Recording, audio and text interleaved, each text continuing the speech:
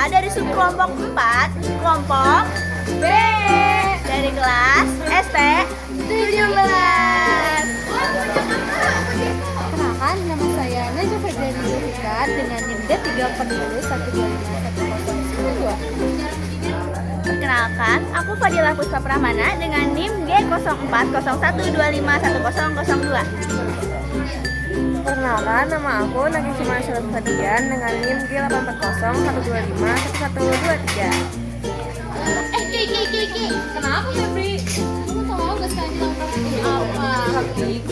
Praktikum apa ya? Apa ya?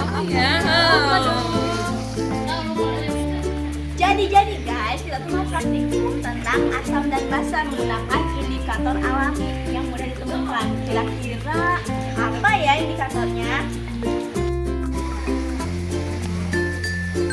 Tapi sebelum kita praktikum, kita harus siapin bahan sama alatnya dulu nih. Kira-kira apa ya bahan dan alatnya?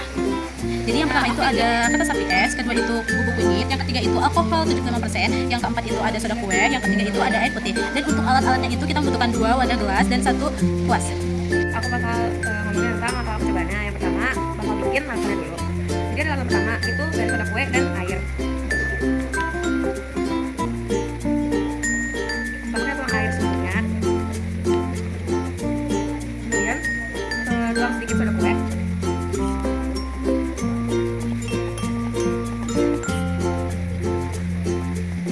Nah, jangan lupa diaduk.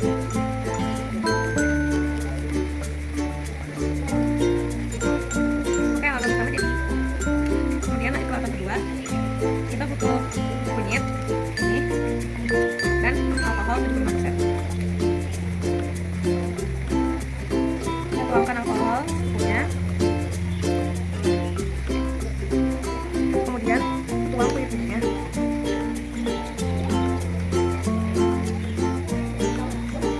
Lalu aduk hingga warna alkoholnya berubah menjadi keoranye. Nah, kira-kira warna alkoholnya kalau warna keduanya. Terus kita lanjut buat naruh di kipas.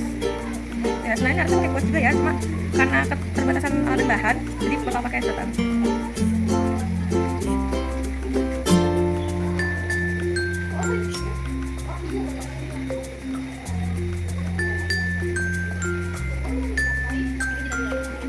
Oke, di sini aku udah gambar beberapa contoh ya dari larutan soda kue dan air. Nah, terus kemudian kita bakal ngusapin larutan alkohol dan kunyit ke kertas ini.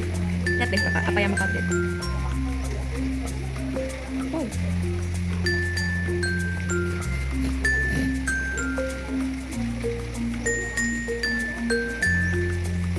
Nah, jadi setelah kita usapkan itu bakal terjadi perbedaannya. Yang awalnya sekitarnya warna kuning, kalau kena larutan ini bakal berubah menjadi warna merah bata. Jadi kepikiran, kenapa ya kok bisa kayak gitu? Nah guys, kenapa ya bisa terjadi perubahan dari warna kuning menjadi merah bata? Tapi sebelum itu kita bahas larutannya dulu ya. Larutan soda kue ini merupakan larutan garam basa lemah. Kenapa demikian? Karena soda kue terbentuk dari reaksi antara basa kuat yaitu natrium hidroksida dan asam lemah yaitu asam karbonat, sehingga terbentuklah garam basa lemah. Garam basa lemah ini yang pastinya sifatnya basa. Sedangkan dalam kunyit dalam percobaan ini bersifat sebagai indikator. Mengapa demikian? Karena dalam kunyit itu mengandung kurkumin. Kurkumin merupakan indikator pH alami karena molekul ini mengalami perubahan struktur kimia ketika bertemu lingkungan basa. Dan struktur baru ini memantulkan cahaya secara berbeda sehingga warnanya itu terlihat berbeda dari kuning menjadi merah bata. Jadi untuk lebih jelasnya kita akan mempraktikkan dalam larutan basanya langsung, yaitu larutan soda kue. Kita teteskan beberapa tetes larutan kunyit dan kita lihat perubahan warnanya.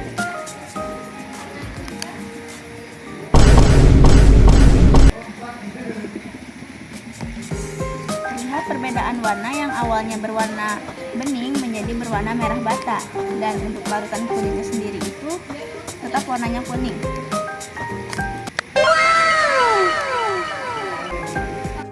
Jadi kesimpulannya kunyit itu ternyata beneran bisa dipakai buat ngecek larutan asam atau basa loh. Buktinya ketika larutan kunyit diteteskan pada larutan basa, warnanya akan berubah. Nah, perubahan warna inilah yang menunjukkan kalau kunyit memang peka terhadap pH dan tentunya bisa menjadi indikator alami. Nah guys, segitu aja nih praktikum mandiri kita. Semoga penjelasan kita dapat dimengerti ya, dan semoga juga bermanfaat. Bye bye guys. Bye-bye. Jangan lupa like, Comment and subscribe.